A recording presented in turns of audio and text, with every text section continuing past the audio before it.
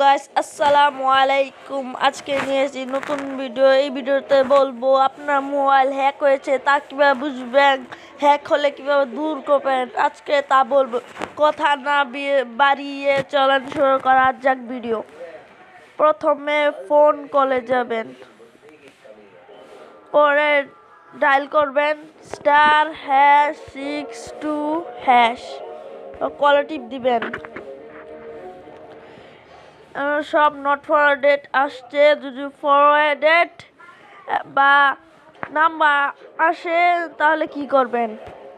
তাহলে করবেন লিখবেন #002# কল টিপ দিবেন।